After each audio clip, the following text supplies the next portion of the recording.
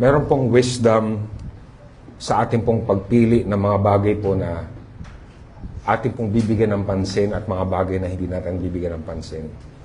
Pag masyado rin pong maiksi ang panahon natin, pag na-realize po natin yan, hindi na rin tayo masyadong may involved sa mga bagay na wala naman talagang katuturan at wala namang kabagay-bagay. Some things aren't just worth it, and the best thing that to do is to simply let it pass. However, may mga bagay na totoong concern din po natin na hindi po natin pwedeng i-ignore.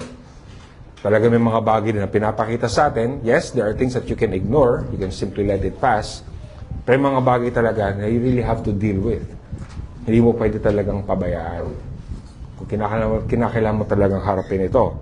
And if there would be one most crucial thing that would matter the most, kung meron man talagang bagay na dapat natin pong palaging isipin, ito po ang katotohanan ng ating estado sa harapan po ng ating Diyos.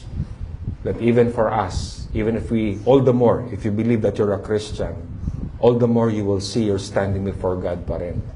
You will see that the only reason why you can stand before God is only because of the Lord Jesus Christ.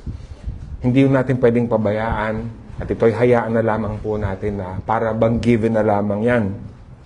It is not because hindi pa tapos naman ang buhay natin kaya hindi po natin ito problema. Hindi natin kinakailangan matapos ang buhay po natin para maisip natin ang estado natin mula sa harapan ng Panginoon. Because it is something that we do every day. It is something that becomes even more crucial as we approach the end of our lives. Kaya nga po tayo nagkaroon ng consciousness about holiness. That's why we have that consciousness about our need for repentance. That's why we have that consciousness about what it means to examine our own selves.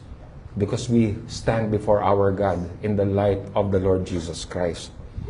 Ang ating po mensahe, pinamagatan ko po na the revealed Christ, a force to be reckoned with.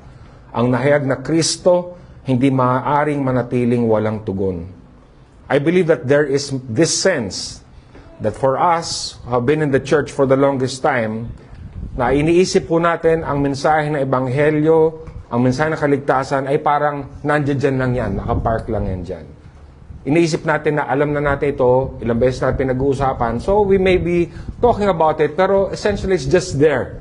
It's just there. We can just park it there.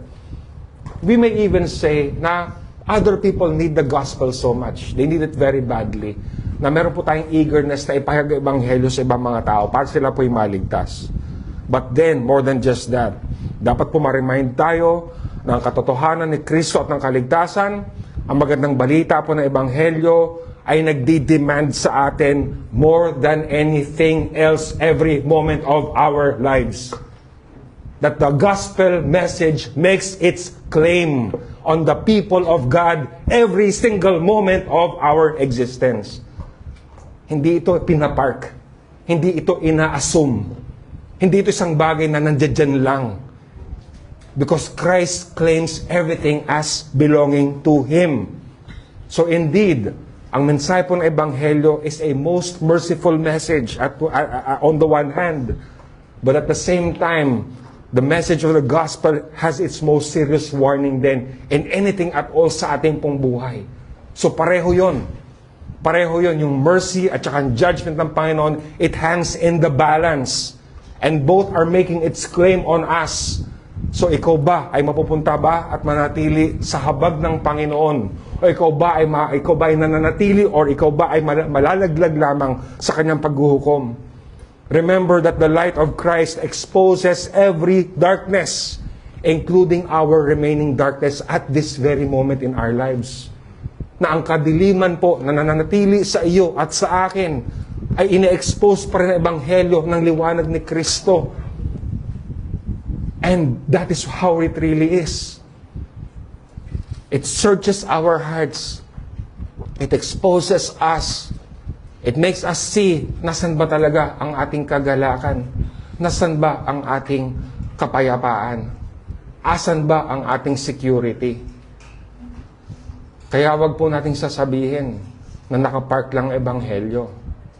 Wag natin sabihin na ang katotohanan ni Kristo ay nandiyan lang. Because the truth of Christ, the light, exposes the darkness. And if we are to expect ourselves to be made like the Lord Jesus Christ, to be holy like the Lord Jesus Christ, we have to keep on seeing Christ and repenting of our sin. Kailangan makita natin, how does the gospel lay claim of my existence and every moment of my life? How should everything truly be for His glory?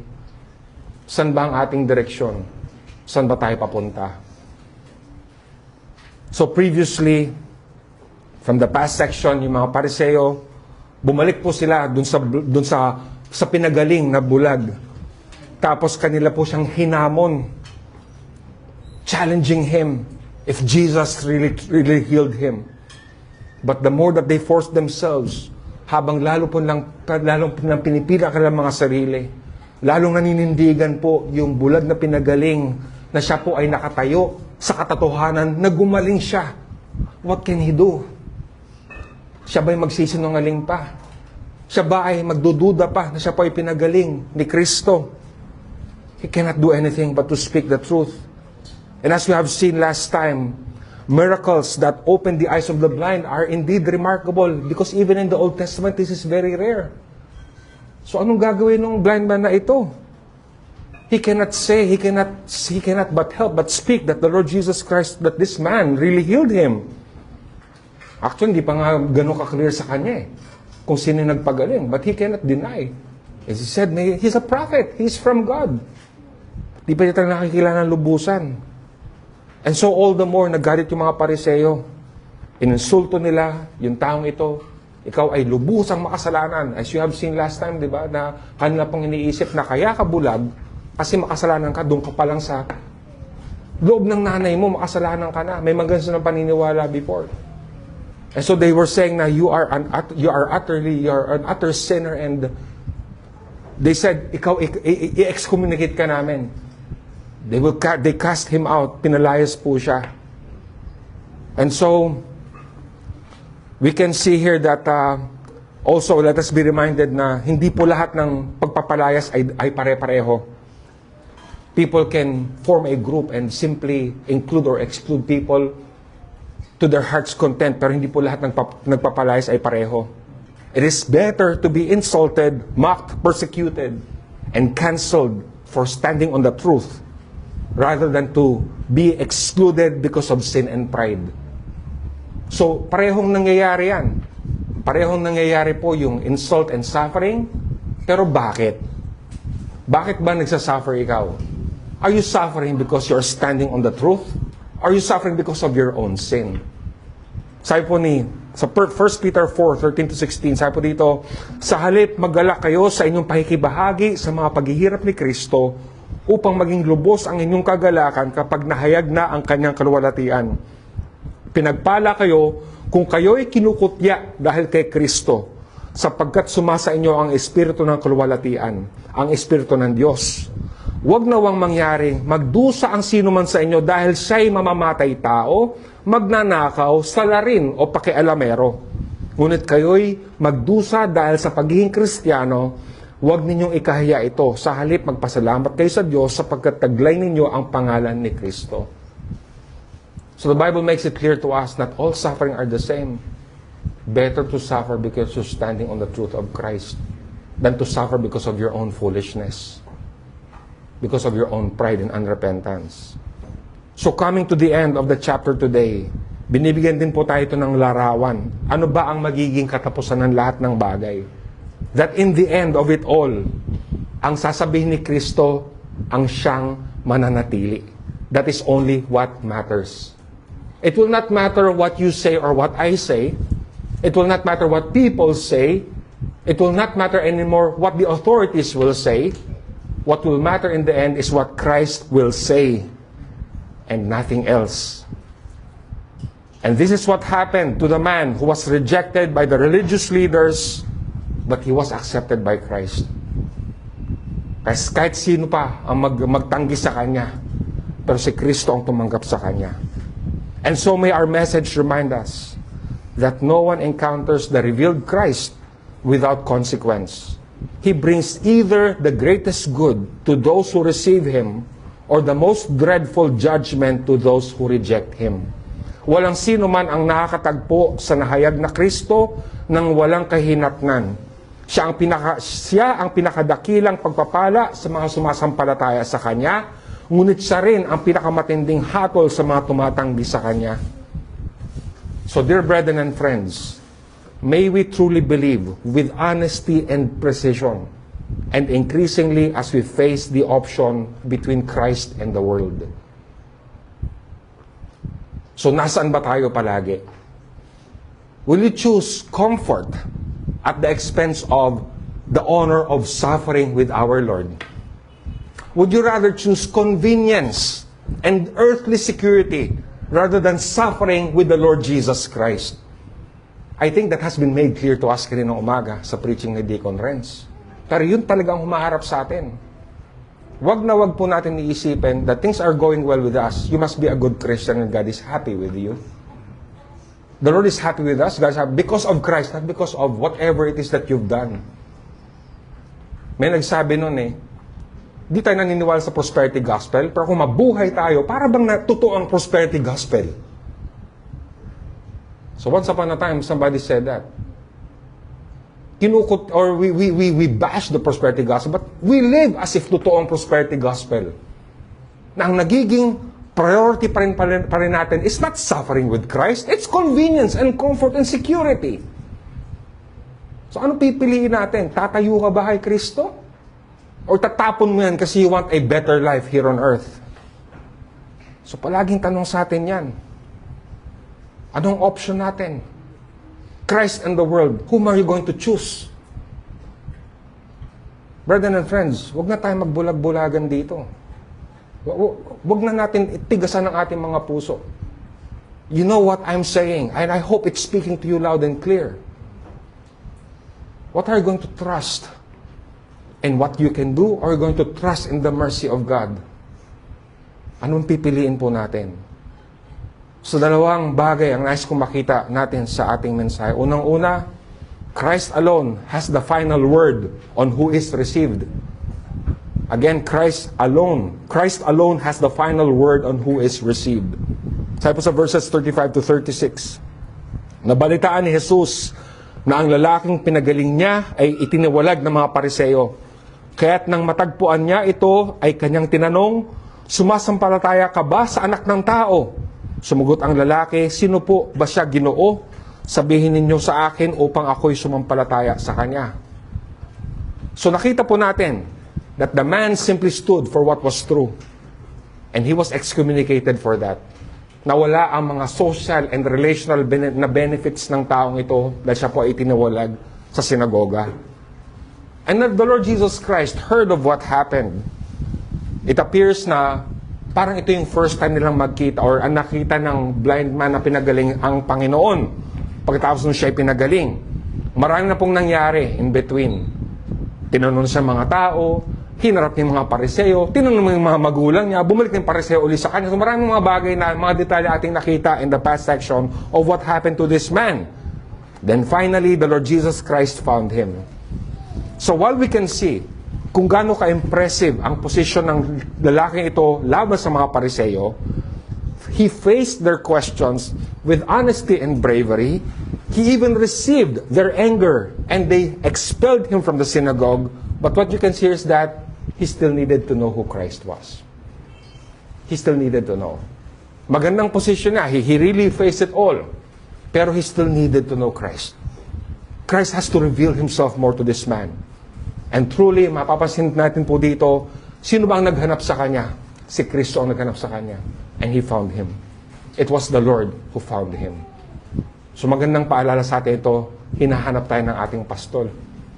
Siya ang naghahanap ng kanyang nawawalang tupa. Siya po ang nangangalaga. Siya po he is the one who goes and searches for those who belong to him. He will leave the 99 to find the one lost sheep. And so, hindi po natapos ito sa paging expelled lamang nung lalaking ito, nung mamang ito.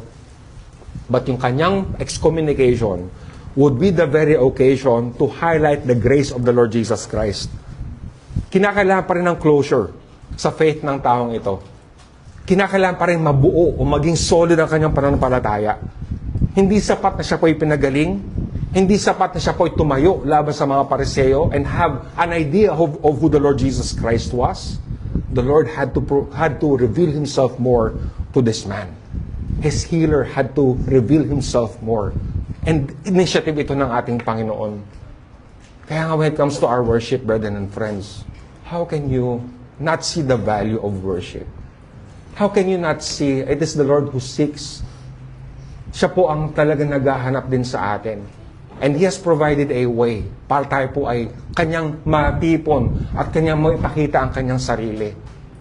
How can we say that it is about us? It's about what we want. It's about us being able to come. It's really the Lord who seeks us. So the Lord Jesus Christ asked the man if he believed in the Son of Man. Anak ng tao sa Tagalog. To which the man answered, "Who is the Son of Man, that I may believe in Him?" Now at this point, we may ask, ito po ba ay random question lamang ni Kristo sa kanya? Do you believe in the Son of Man? Nasa para bang it's simply it's parang hinugot lang kung saan. Do you believe in the Son of Man? Parang ganun ba ang sinasabi ng ating Panginoon? It was a random question lamang. Tapos yung lalaki na to was simply riding along doon sa question na ito. Does the man really understand the question at all? Does he really know intellectually? Or ito po ba isang parang spiritual na question lamang sa kanya? So maaaring yun ang tumatakbo sa ating mga isip. Kasi hindi nang tinanong ko eh. Sabi ko, meron bang idea yung lalaki to what the Lord Jesus Christ was asking him? Hinugot lang ba ito basta na tinanong sa kanya, do you believe in the Son of Man, na para bang it was simply a hyper-spiritual question na kinakailangan isakyan lang ng lalaki. Or ang kanyang faith ba ay magic lang ba yan? But he knows he has to believe in the Son of Man without any intellectual explanation. Now, we will notice dito that the man answered sa kanya, "Who is he, sir?" Ang tanong niya, sino siya? Hindi kung ano siya. He did not say, what is he? Ang tanong niya, sabi niya, who is he, sir? So the man, it seems that the man, this blind man who was healed, meron siyang idea kung ano yung Son of Man na ito. Hindi po siya nagtatanong ng description kung sino yung Son of Man, but he was asking about the identity kung sino yung Son of Man. Halimbawa, isang bata na hindi na nakilala ang kanyang nanay na matagal na panahon. Sabi niya, plus biglang natagpuan ng nanay niya, parang paalaala mo kaya, parang ganon. Halimbawa, di ba? Wish ko lang, mga ganon. Tapos sinabi sa kanya na, kilala mo ba yung nanay mo? Ang tanong niya, ano ba yung nanay? Hindi ang tanong, ano ba ang nanay? Ang tanong, sino ba siya? Nang makilala ko siya. So it's something like that. So hindi na kinaka-explain yung sa bata ito, ano ang nanay, di ba? Ang tanong niya, sino ba yung nanay na yan? Nang makilala ko siya. So it's something like that.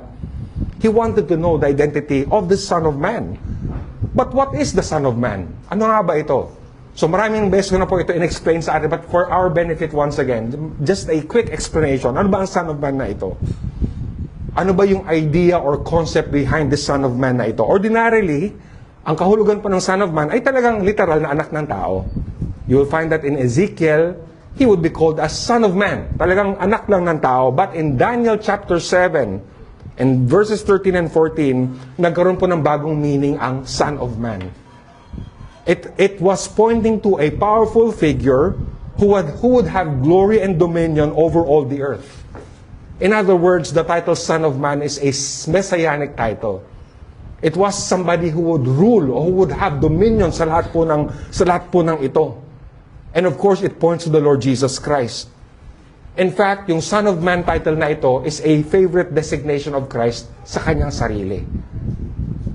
So that's what the Son of Man is. Nagkaroon ng bagong meaning ang Son of Man because of Daniel chapter 7. And so, yung mama po na ito, this healed man, being a Jew, and no less a member of the synagogue, all this time na kanyang buhay together with his family, he would have known Scripture. Binabasa ito sa kanila nung araw. Meron mas mga pag-uusap about the promises of God, the prophecies, about the covenant of God with His people Israel. He would know about the promised Messiah. He would have discerned na yung taong nagpagaling sa akin, galing ito sa Diyos. He would have discerned na yung nagpagaling sa akin, imposibleng makinig ang Diyos sa kanya kung ito'y makasalanan kagaya ng binibintang ng mga Pariseo. He would have that idea na yung taong nagpagaling sa akin is a special kind of person. He was a worshiper of God, a doer of God's will. We can see that throughout the chapter. Sa verse 17, verse 31, you will see that the man had a discernment na kung sino nagpagaling sa kanya. So most probably, itong mama na ito, meron na po siyang idea about the Son of Man figure. Kaya nga tinanong siya ni Kristo, kung naniniwala ka ba sa Son of Man, the man would say na, sino siya? Para ako'y maniwala sa kanya. Who is that man now that you are saying? That Son of Man. The man was ready to believe. He just wanted to know exactly sino yung Son of Man na iyan. And so the Lord Jesus Christ responded. Basta na, sino ba yan? Para maniwala ako sa kanya. Sabi sa ng Panginoon sa kanya, siya'y nakita mo na. Sabi sa verse 37 to 38, siya'y nakita mo na. Siya ang kausap mo ngayon. Wika ni Jesus. And verse 38 says, sumasampalataya po ako, Panginoon, sabi ng lalaki, at sinamba niya si Jesus. So isipin niyo po yung blessing na ito. Hindi lamang siya nakakita physically, but he saw the Son of Man right before him. Itong promised Messiah na ito, all what the Old Testament was promising to the nation, to God's people, this man saw. It was now in front. It was in front of him. And so Lord Jesus Christ revealed himself to this man. In other words, parang ako yun. Ako yun, kausap mo ngayon. I am He, the Son of Man. So you see, the formerly blind man affirmed that he indeed believes.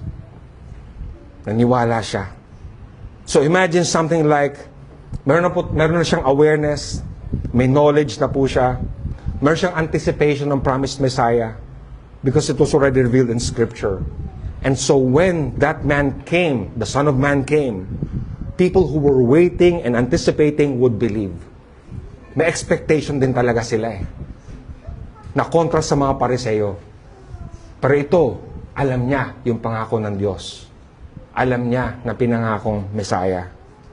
And it would only take this Son of Man to reveal himself and say that, I am He. Or who is speaking to you is He. And people who already knew beforehand would believe. So may ganun, may work ng grace talaga sa tao. Meron talagang pagkilos ng Panginoon para mahanda ka, para maunawaan mo kung sino si Kristo. Like also in evangelism, if the gospel was presented to you in a wrong way, at ang presentation sa iyo, kagaya ng nakita natin kanina kay Deacon Renz in his preaching, is that God has a wonderful plan for your life. All you have to do is to receive Him in your heart. And there you go. Antayin mo lang yung pagpapala ng Diyos sa buhay mo. And when, ang ano pa niyan, ang maganda pa niyan, when you die, you're going to heaven. Kung ganun ang explanation po ng gospel sa atin, ay maling explanation po ito. We have to see our need for Christ because we are sinners, not because we need a better life. Kaya sabi ko kanina, we bash the prosperity gospel, pero ang buhay natin parang ganun pa rin eh. Parang hindi mahalaga yung kaligtasan, para bang may mas mahalaga pang iba eh. The way that we live, the way that we prioritize our decisions, our lives. Parang there's something greater than salvation. Parang nakapark lang ng salvation. Parang hindi yun ang lahat-lahat sa atin. So here we see how people have been waiting for the Messiah, for the Son of Man would be prepared. And so when that man finally came, they would believe in Him. Some reflections and lessons para sa atin dito. So we can see here, as you have seen kanina, it is the Lord in His mercy who seeks those who belong to Him. Isipin po ninyo yung kalagayan ng formerly blind man na ito. He was a marginalized man. Sino ba naman siya? He was no match sa mga Pariseo. And yet, ang naging difference dito, hindi credentials, hindi achievement sa buhay. What made the difference is the mercy of God sa taong ito. Going back to Deacon Renz's preaching kanina, it's the same thing. Ano ba ang difference natin? Ano ba ang pinagmamalaki natin? Ang biyaya at habag ba ng Diyos o yung mga bagay na meron tayo? Ano ba ang naging basihan ng ating pong ipinagmamalaki? Ng ating katanyagan sa ating pong mga mata? What is it that we really boast about? Is it the mercy of God? Because we can see here, this man was marginalized. He was a nobody. But the Lord took pity on him. It was not up to the man, rather. Kahit na siya po ay marginalized, pero wala pa rin dun.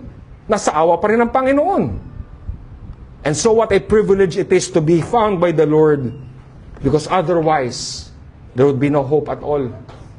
Kung hindi niloob ng Panginoon ito sa atin, wala po tayong pag-asa.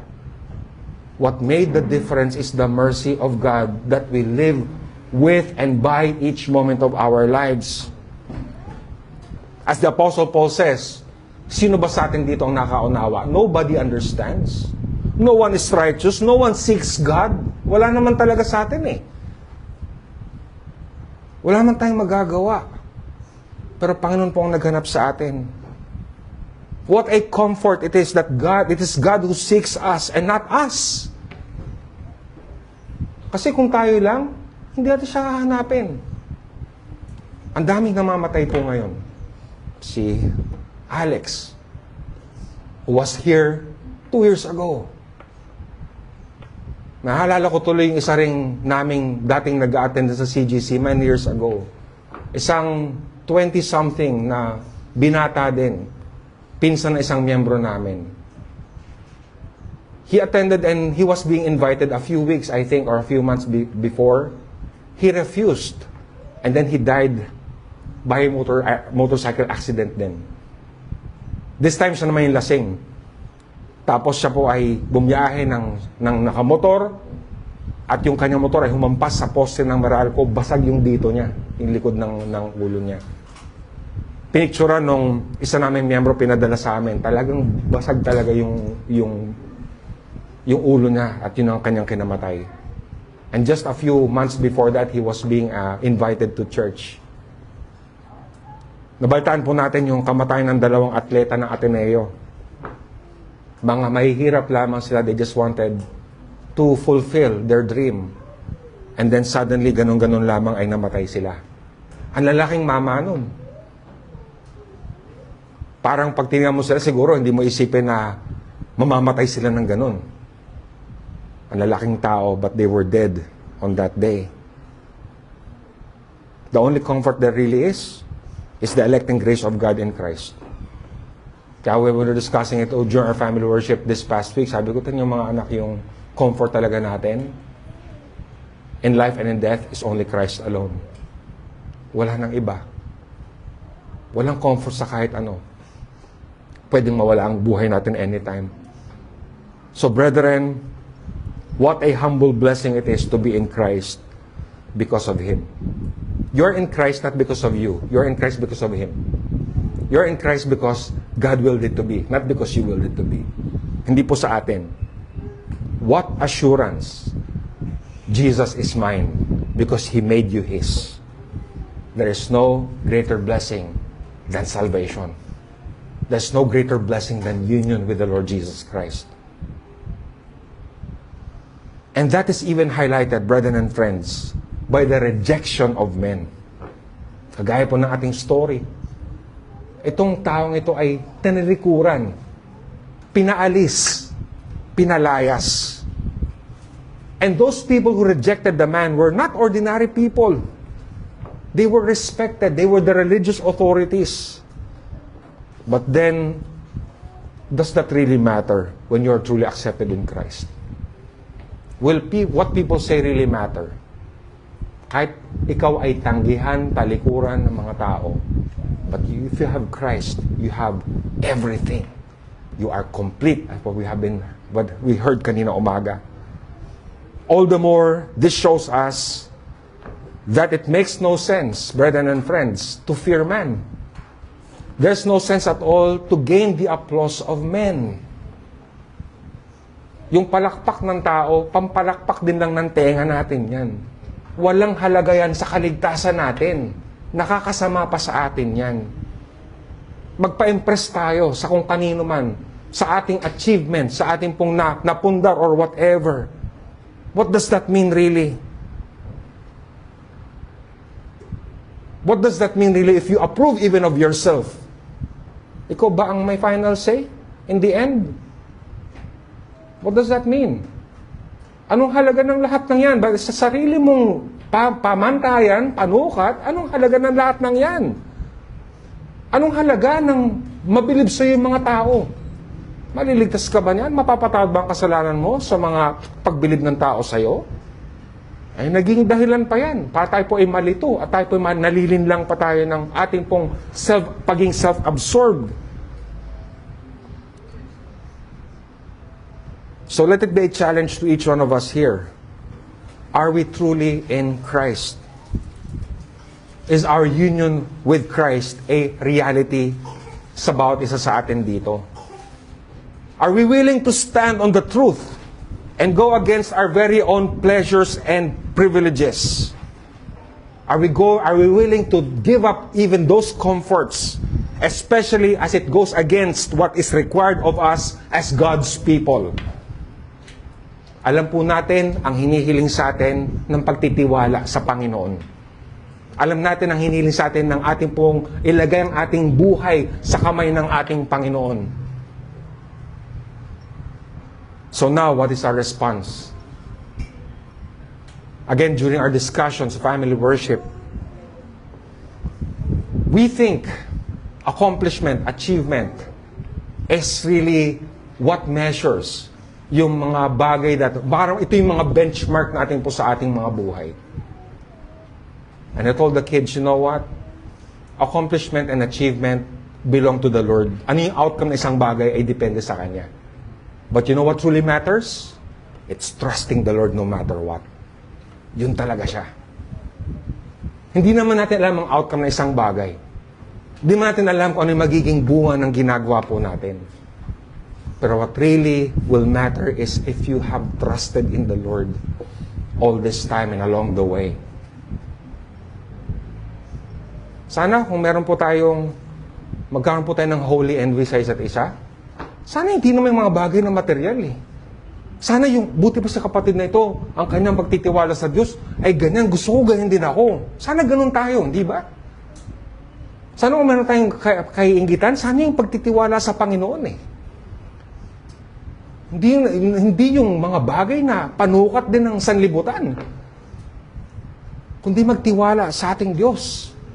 Magtiwala sa kanyang habag sa bawat moment po ng ating buhay. As election and regeneration are great blessings. Hindi po natin ito nakikita. We have no control over that.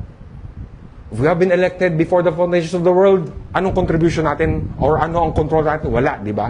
Regeneration, wala din. As you have seen kanina sa Sunday school. At hindi natin ito nakikita.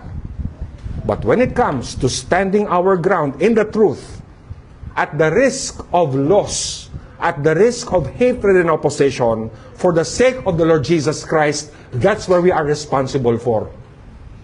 You can't be responsible for your regeneration. You can't be responsible for your election. Wala kang kinalaman dun.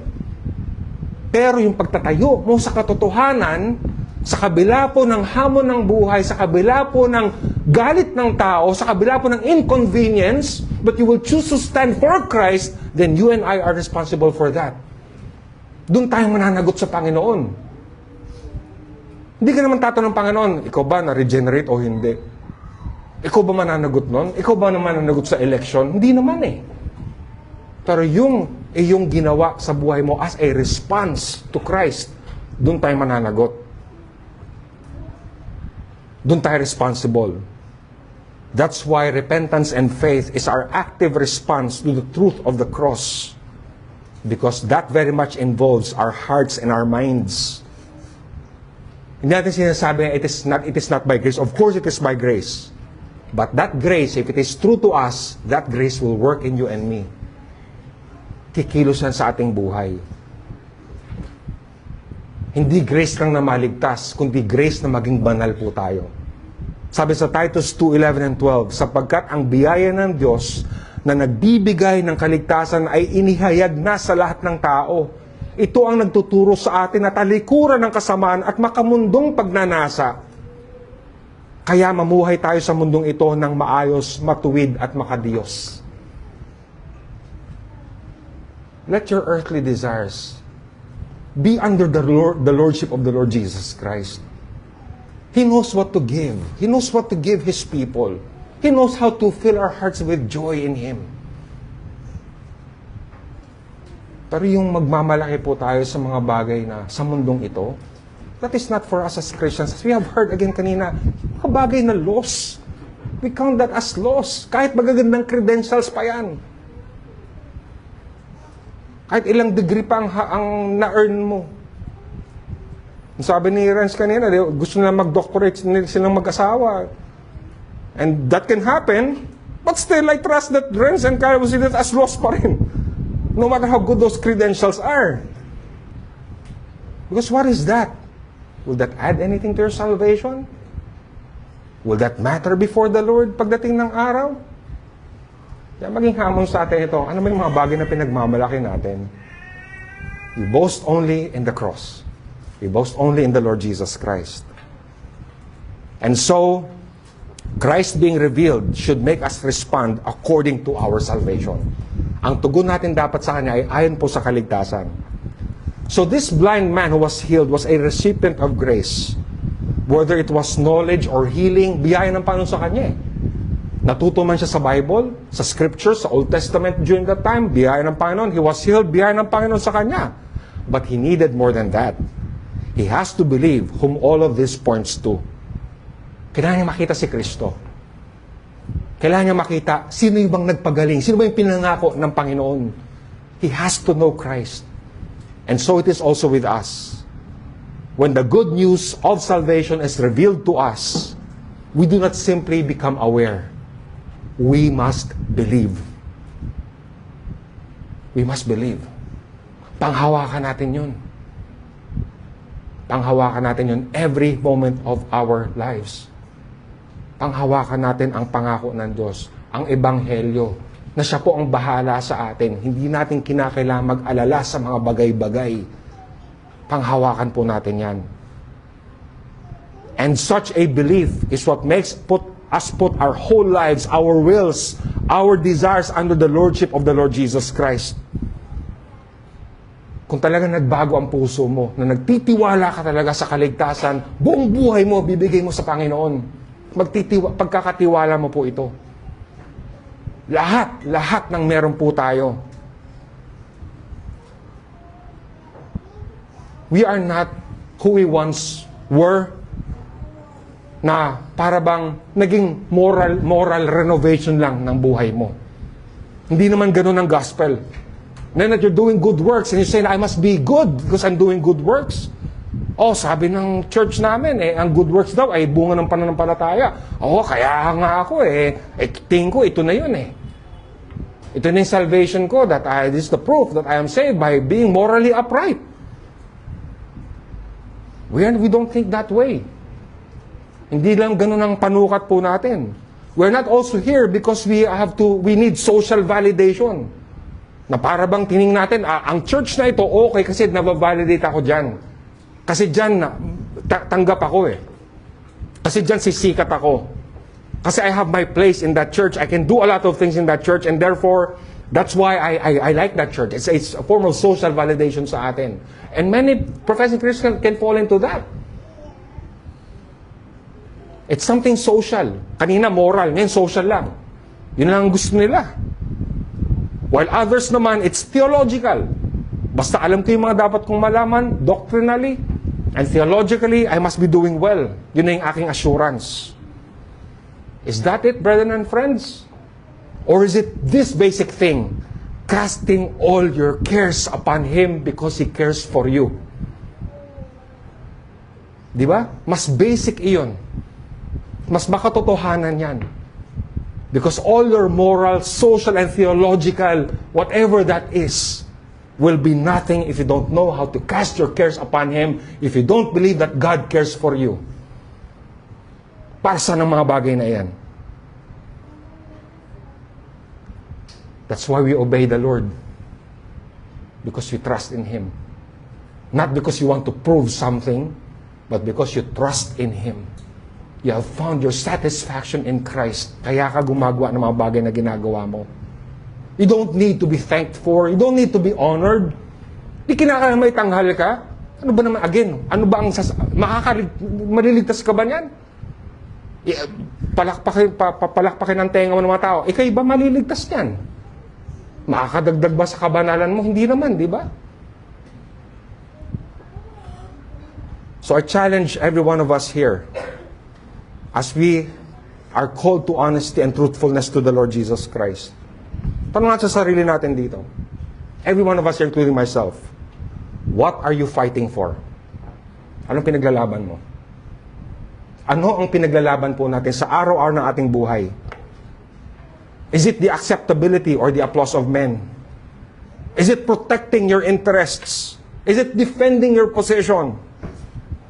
So let us all please be honest and seek not acceptance by any standard. We have to be confronted with this basic truth. It is Christ who accepts us because of what He has done. And we are given a picture now of what it looks like to be found in Him. Kagaya po ng pinagaling na bulag na ito. He was not after the praises of men. He was not after earthly security. He was not after the approval of the religious leaders. He simply cannot but say that Christ healed, the man healed him. At nung pinakilala ni Kristo ang kanyang sarili sa kanya, this man believed and worshiped the Lord Jesus Christ. That's what it means to be found in Christ, to be found in Him. Larawan po ito. Kaya nga, brethren and friends, isipin po natin ito. When Christ finds us, like what Luke 18 says, will He find faith? Will He find faith? Pag tinignan ng Panginoon yung laman po ng mga puso po natin, anong makikita niya? Anong pinaglalaban natin? Anong tinatayuan po natin? Will He find faith? Sana if you're gonna seek any acceptance or approval, it is Christ. Hindi sa sarili mo. Hindi sa sasabihin ng tao. Because it's the Lord Jesus Christ alone who has the final word on who is received. And if He is received truly, or if we have been received by Him truly, if we have been accepted by the Lord Jesus Christ, we see a man who stands for the truth, who believes and worships the Lord Jesus Christ. Second point, Christ alone has the final word on who is rejected. So kung kanina nakita natin kung paano ang si Kristo ang may pinal na salita, kung sino katanggap-tanggap, siya na may pinal na salita kung sino ang kanyang itatakwil or paaalisin. Verse 39 tells us, sinabi ni Jesus, naparito ako sa mundong ito upang humatol at nang sa gayoy makakita ang mga bulag at mabulag naman ang mga nakakakita. So habang nakita po natin kanina, ang dakilang habag ng Diyos sa kanyang pong pagtanggap sa tao, na binigay niya ang kanyang buhay para po tayo maligtas. That we have all been reminded so much of grace that is given to undeserving sinners. As we see all of that, the other side is also equally true. Na makita po natin na ang kanyang paghuhukom ang pinaka-nakakatakot sa anumang bagay sa mundong ito. Hindi kapintasan ng kapwa natin.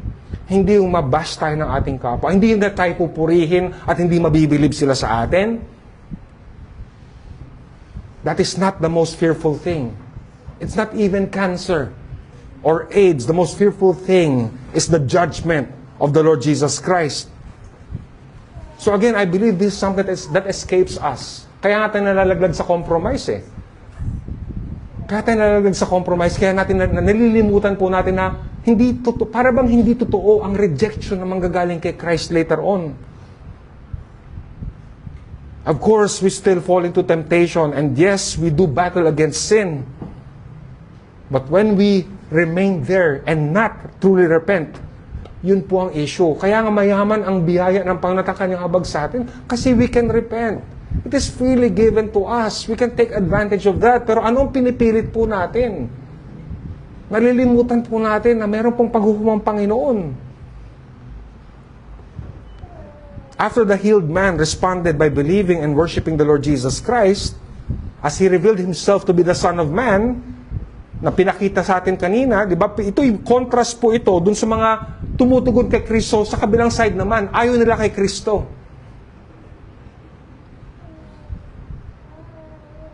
There are those who know of their helplessness. They're being poor and needy. Mga taong hindi proud sa sarili nila. May mga tao, they still know that they need to know, na hindi natatapos ang kanilang pagdidiscover about the truth. They do not claim competence. They do not claim that they know everything. They continue to look to the Lord lamang sa lahat na ito. There are those who know that they do not see, but Christ has come to make them see. And when Christ opened the eyes of this man, he truly saw. The eyes of his heart saw the Son of Man. So, yun yung mga tao na, mga bulag, na ngayon ay nakakita na. They don't see before, but now they see. On the other hand naman, may mga tao naman, nakabaliktara naman. Mga tao alam na lahat ng bagay. They claim to know so much. They are proud of themselves. They are proud with what they know. They are proud of their status. There are those who feel that, lamang ako sa iba, lamang ako sa iyo. Isa ka lang bulag, ako isang Pariseo. Isa kong trained in the school of whatever Pharisee trained them. They would say, these are my credentials. This is mga achievement ko. Ito na ako ngayon. Sino ka, isa ka lang bulag? Ako marami na akong achieve sa buhay. And they look down on other people. They especially the marginalized. They pick on people na kayang-kaya nilang pong maliitin. They think that they know it all and have figured everything out more than other people. There are those people who think that they see, but actually they are blind. Dahil sukutan po talaga ng totoong enlightenment is not their achievement, it is Christ. How you see everything in relation to Christ. And so much so that no matter how much they know, no matter how much they have achieved, they have not seen that it all points to the Lord Jesus Christ. Instead of being enlightened and being released from themselves, lalo po silang nabubulag. Sabi sa Romans 1:21-22, I was reminded of the words of the Apostle Paul. Sabi ni Pablo, at kahit alam nilang may Diyos, hindi nila siya pinarangalan o pinasalamatan man lang. Sa halip, ibinaling nila ang kanilang pag-iisip sa mga bagay na walang kabuluhan, kaya napuno ng kadiliman ang mga hangal nilang pag-iisip. Nagmamarunong sila pero lumilitaw na sila'y mga mangmang. Their foolish hearts were darkened. And so, baliktad ang nangyari dito. Yung isang taong friends, that whatever privileges we may have, may only work against us. Ano man ang pagpapala ng Panginoon sa atin, ano man ang pribilehyo na meron po tayo, ay maaring gamitin laban sa atin ito. The fact that the Pharisees know so much, the fact that they were respected, they were in a great position to honor the Lord and their fellow men because of their status.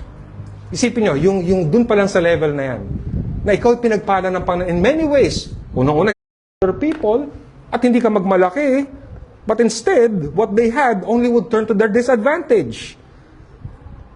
Dapat yung kanilang learning should have led them to Christ. Like what the Apostle Paul said, na yung Mosaic Law or Mosaic Covenant was a tutor that would lead them to Christ. Hindi ba dapat ganon?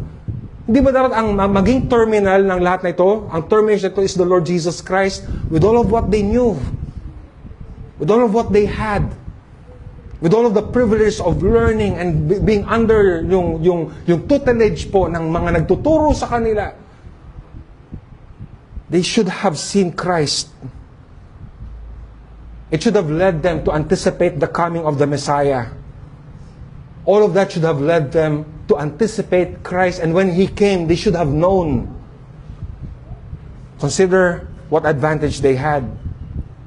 They were recipients of God's goodness. Kabutihan ng Diyos na higit po, na hindi binigay sa iba, meron po sila, in a great sense. Pero instead, na ito po'y gamitin for their good, it has now worked against them. So there really is a tendency that even the good things and privileges that the Lord gives us, it only goes to our heads. Lumalaki lang mga ulo natin. Nasa halip na ito'y ibinaba tayo at makita natin na biyaya lang ito ng Panginoon sa akin. And I should use this to honor my Lord and to honor my fellow men. Ang nangyari ay lumalaki lang ulo natin sa mga ito. Because of that, those blessings become what defines us. And any threat of losing those things, it troubles our souls. We'd rather count these things as gain and lose Christ. And lose our own souls. Truly, insecurity comes from a heart that fails to trust in the Lord. It fails to see Christ as our treasure. Napakadali para sa atin to say that we have encountered Christ. But when Christ demands our trust, ang tanong do we trust? Madaling sabihin, nagtitiwala ako kay Kristo. Pero pag yan ay dinemand na sa atin, anong sagot natin? When Christ demands from us, do we? And a great manifestation of such a failure, o pagkasira po na yan, can be seen in our character. Isipin po natin ito. Bakit ba tayo nalalaglag na tayo po'y maging malupit sa ating kapwa? Bakit ba tayo nalalaglag sa pagiging mainggitin sa ating kapwa? Yung ating pagiging malisyoso sa ating kapwa. Yung paninirang puri sa ating kapwa. Bakit? Because we have failed to see Christ for who He really is. Kanina, kinuwento ni Chi about their own experience. About the temptation to self-pity and be angry at the time nung si Popoy ay nawalan po ng work. They can easily blame people. They can easily magkampihan sila sa pagiging bitter nila sa buhay at sa ibang mga tao. But as the Lord has given them grace, na-realize nila it is a means for them to check their very own hearts. That even in such a suffering, nag-work pa rin ito for their good. They did not become bitter. They did not blame fix. Hindi po sila naging mainggitin sa ibang kapwa, sa kanilang kapwa. Maybe there were times they were tempted to pity themselves, but pinaglabanan nila yun. Kasi, teka lang muna, bakit ba yan ang response natin sa mga bagay na ito? Hindi ba dapat magtiwala tayo sa Panginoon? Sa timing ng ating Panginoon? Pero bakit ibang nangyayari po sa atin? Bakit? Ang irony is that wala namang masamang nangyayari pero masyado tayong paranoid. Bakit ganun? Bakit mas nakikita po natin yung lamang ng ating kapwa kaysa sa atin? Bakit tayo nalalaglag sa pagiging mapanirang puri sa ibang mga tao? Brothers and friends, hindi po ito mga simpleng personalidad lamang or pag-uugali ang issue dito. Pero pinapakita dito yung estado ng puso natin na hindi tama sa harapan ng Panginoon. Because on the other hand, siyang nagtunay nagtitiwala sa Panginoon. Hindi nakabase ang kanyang kumpiyansa sa mga pribilehyo na meron siya, kundi ang kumpiyansa niya ay na kay Kristo. And if your confidence is in the Lord Jesus Christ, you would say with Paul, I have known what it means to be brought low or high. Magkaroon at mawalan. Pero natuto siya maging kontento. Kaya, ang response po dapat na isang nagtitiwala kay Kristo, hindi ka magsa-self-pity, hindi ka mainggitin, hindi ka makwenta, hindi ka mapanirang puri, hindi ka nagmamalaki kung ano yung meron ka. Because you trust in the Lord.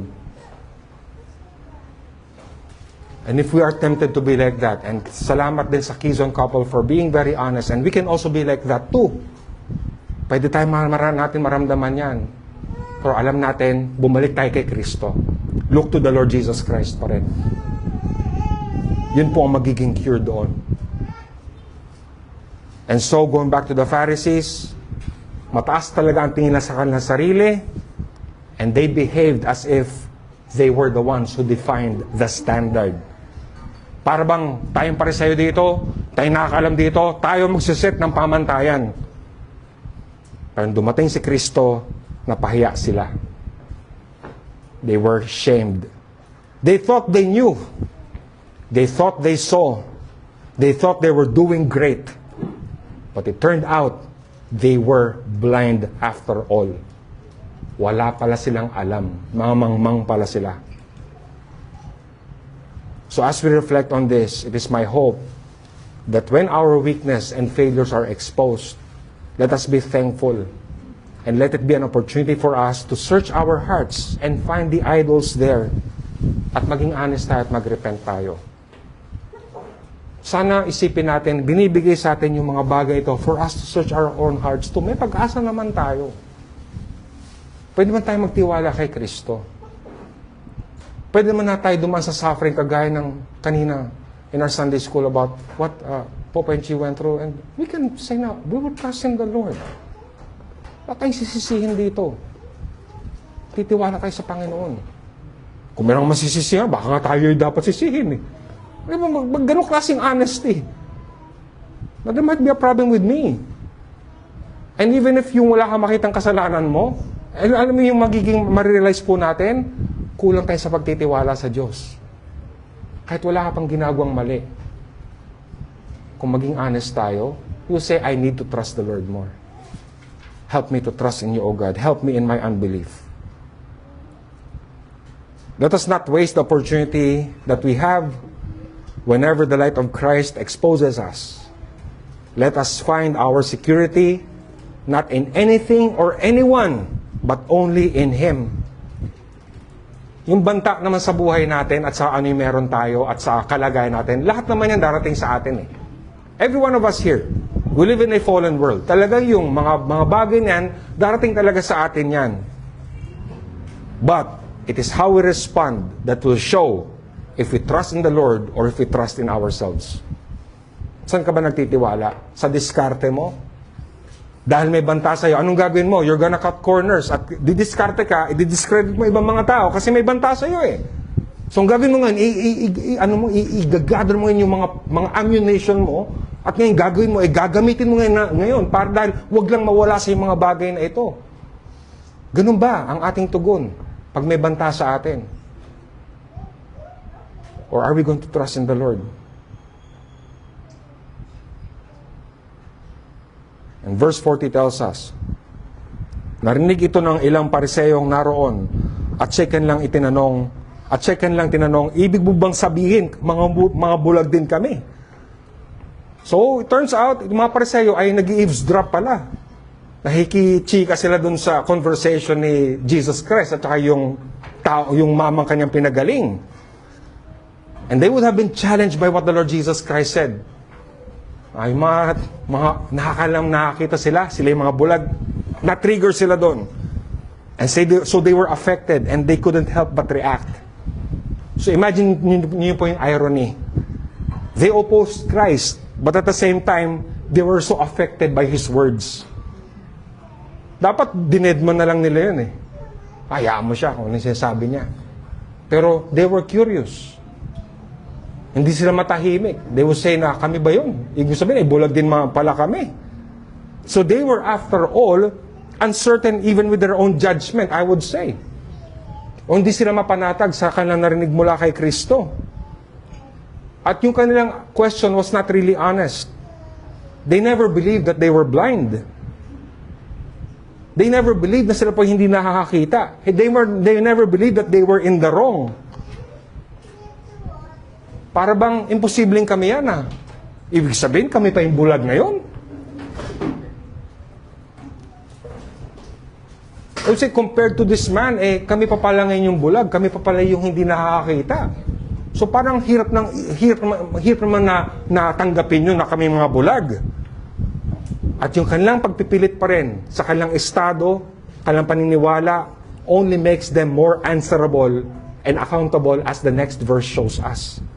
Then verse 41 says, sumagot si Jesus, kung kayo nga'y bulag, hindi sana kayo hatulang may sala. Ngunit dahil sinabi ninyong nakakakita kayo, nananatili kayong may sala. Lalo lang nila in-expose ang kanilang sarili. So the Lord says that your claim to spiritual sight makes you even more culpable. Lalo niyong pinapakita na bulag talaga kayo. Kasi pinipilit niyong hindi pala. So come to think of it, the admission that one does not know has some hope. Kung sa mga hindi ko talaga alam, may hope pa yun eh. Kaysa yung tao na tingin nila wala silang dapat malaman pa. Yung mga taong hindi nila alam, they will say that, I want to know. They're open to know. But if one insists on already seeing and knowing, kung pinipilit natin na alam natin to the point of oppressing other people and judging other people, na sure ka sa sarili mo, na kaya mo nga hatulan ng ibang mga tao, what hope is there left for you? Ay pinipilit mong alam mo pala mga bagay ito, di lalo ka lang mananagot.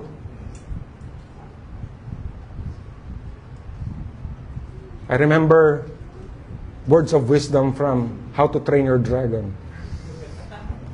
Sabi ni Stoic kay, what's his name?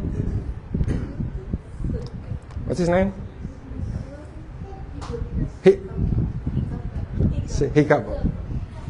Sabi niya, you cannot argue, you cannot reason out with a person who has no reason. O hindi reasonable. So sad, hindi po ba?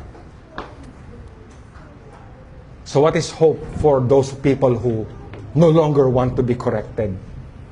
People who insist that they're in the right. Na kahit na kitang-kita sa character nila that they're oppressive and abusive. Kitang-kita yung inconsistency sa kanilang character. And they are oppressing other people.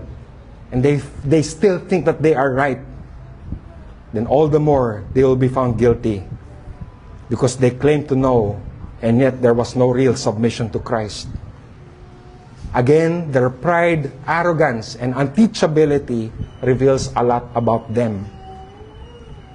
So a good reminder sa atin dito for us to keep learning in the school of Christ, consciously keeping ourselves humbly trusting in our Lord Jesus Christ.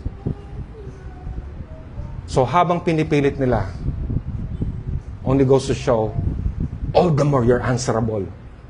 Dahil pinipilit mong alam mo, pinipilit nyong alam nyo, pero ganyan pa din kayo. Your guilt remains on you. And so, makikita po natin dito yung reversal of fortunes. Makikita po natin yung kalagayan nagkabaligtad. Those who think that they were the judge, they were judges, were the ones who will now be judged. Mga taong akala sila yung hukom, sila po ngayon hahatulan ngayon. Yung mga tao na nag-excommunicate, nagbaba ng parusa, sila ngayon ang ikokondena or sila po ang paparusahan ng Diyos. Yung mga taong nagtatanggal, nag-expel, nag-aalis, sila ngayon ang tatanggalin. Sila na itinatas ang kanilang sarili, ang silang ibababa. So nagkabaliktad. The more that they force themselves, the more that they will be brought low. After all, it is the Lord Jesus Christ's words that will prevail. Because ultimately, it is Christ who judges, not us. Not us. John 5:22 says, hindi ang Ama ang hahatol sa mga tao, kundi ang kanyang anak. Dahil ibinigay niya sa akin ang lahat ng kapangyarihang humatol. One of the things that we have discussed with some of the brothers is that it's so sad, pero something that we should learn. When we meet someone new, huwag tayong manghuhusga. That this person is like this and like. Huwag natin ipoprofile ang mga tao. Huwag natin silang ipoprofile. Even personally or even ma-expose tayo doon, wag natin susukatin ang mga tao ayon sa ating sariling standard. Let's not say this person is like this and that person is like that. Who are we to say that? It only goes to show, mas nagtitiwala tayo sa sarili natin, which only makes us more insecure, rather than trusting in the Lord who knows all things. But the good news is that, brethren and friends, we are accepted before God, Not because of our performance, but because of Christ. Kung tayo po talaga ay nagtitiwala sa Kanyang finished work, then we would humble ourselves in every way. Pag-ingatan po natin na tayo po malaglag sa hindi totoong kababaang loob. Na we only want to appear humble because our tone is humble. Our demeanor is humble. But inwardly, we are calculating against one another. Pwede mangyari yan. Nakakala mo, ikaw yung nagpapaka-humble kasi ito yung demeanor mo, pero behind people's backs, iba pala ang ginagawa po natin. Ang humility, hindi po ito na ma-manufacture. It has to come from grace. But that is the good news too. Kasi binibigyan ng Panginoon ito sa atin as we look to the Lord Jesus Christ. It comes from a heart that says, apart from Christ, I can do nothing. We humbly come before the Lord Jesus and submit to Him, trusting if we truly come to Him, hindi na tayo pagtatabuyan. Kaya nga kung ang Panginoon ay hindi naman siya nagiging hukom ng mga taong makasalanan, gaya po natin, who are we to be like that? If God would profile us according to our merit, we will merit judgment. Kung yun mang maging sukatan, kaya sino ba tayo para mag-exclude ng tao? Kaya kagaya kanina in our devotion, as Deacon Lem shared with us, that the Lord will trample on our sins and cast them into the deep sea. And God insists on forgiveness and repentance and faith, and He throws away sin. Then who are we to say na we'll insist on our own standard and our own pride and throw away forgiveness and holiness at itapon natin biyaya ng Panginoon? Mas insist natin yung ating sariling pamantayan. Sino tayo para magsabi niyan? So let us come before the Lord Jesus Christ because He will never cast us out. Hindi tayo pagtatabuyan. Doon din po tayo maging sa isa't isa at kahit kanino. And if we really have found the Lord Jesus Christ and He found us, there will be joy and peace. Even if we are rejected by men, we have assurance in the Lord Jesus Christ. We can stand for the truth. After all, it is Christ who accepted us. It is Christ who has the final word. Sino ang tatanggapin at sino kanyang i-reject. Pero even now, brethren and friends, kita naman, di ba, what acceptance by the Lord is and what rejection by Him is. Kita naman sa ating kwento, ano bang itsura, ano bang larawan ng isang taong tinanggap ng Panginoon at sa itsura ng isang taong natatanggihan din ng Panginoon later on. Hindi man mahirap ito makita. I'm pleading to you and to all of us here, including myself, di ba? Why are we going to remain like the Pharisees here, rejecting and opposing even the blind man and the Lord Jesus Christ? Pwede namang hindi. Binibigyan tayo ng Panginoon ngayon ng larawan ng ano ba ang itsura ng taong kanyang tinanggap. At ano din ang itsura ng taong kanyang tatalikuran or papaalisin. So in conclusion, may we remember, brethren and friends, that the truth of Christ is something that we will always have to face. It is something that we will have to reckon with every moment of our lives. Whether we eat, or we drink, or whatever we do it all for His glory. Pag may attitude po tayo, is it for the glory of God? Pag tayo po nag-iisip ng masama sa ating kapwa, do you think that's for the glory of God? If you're always defensive and you're always parang naka-look out palagi, always watchful, especially for other people, do you think you're glorifying God? Palagi kang nag-iingat para sa sarili mo. As followers of our Lord Jesus Christ, dapat alalahanin po natin ang gospel, hindi po ito static, hindi yun nandiyan lang yan. We should remember that even in the present time, there are blessings and joy because we know that the only acceptance that matters, Christ's acceptance of us is secured because of Him. Kaya natetest din yung ating security. Saan ba nakatayo ang security mo? Sa sarili mo At magagawa mo o na kay Kristo. Kung nakatayo ito sa sarili mo kung ano-anong paggagawa po natin, magkakasala talaga tayo dyan. O nakatayo ba yan kay Kristo? And if it is truly in the Lord Jesus Christ, we receive this with humility and gratitude. So that when the great day comes, with humility and thankfulness, may we receive the fullness of our salvation. Sana mga kaibigan, huwag tayong mapahiya when that day comes. Huwag tayong mapahiya. Huwag tayong mapahiya.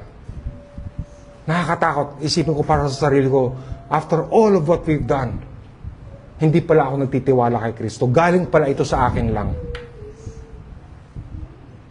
Na pinaglaban ko lang yung gusto ko. At hindi ako nagtiwala sa Kanya. Better to suffer with Christ than to find the comforts of this world and live a life of relaxation and comfort and ease. Mas maigi na yung palagi nang tinetest ng Panginoon yung puso natin. At na-check natin yung mga puso natin palagi. Kaya maigi na yung ganun. Kaya tama yung sinabi ni Renz din kanina umaga. The pathway to glory is suffering with the Lord Jesus Christ. Mas pipiliin na lang natin yan kaysa yung ipilit natin ang ating mga sarili. Because we cannot escape the revealed Christ. He is truly a force that we should reckon with, whether we like it or not. But even now, we can know. Even now, we can check ourselves. We can check kung saan talaga tayo nakatayo. Kaya sana mga kapatid at mga kaibigan, sana po ay naging magandang reflection ito para sa atin ngayon din. Sana pag dumating po, maybe you're going through it right now, maybe that will come later on, but make sure you stand in the Lord Jesus Christ no matter what. Even if you have to face rejection, even if you have to face suffering, even if you have to face discomfort or inconvenience, you will still stand on the truth of the Lord Jesus Christ. Tayo po'y manalangin.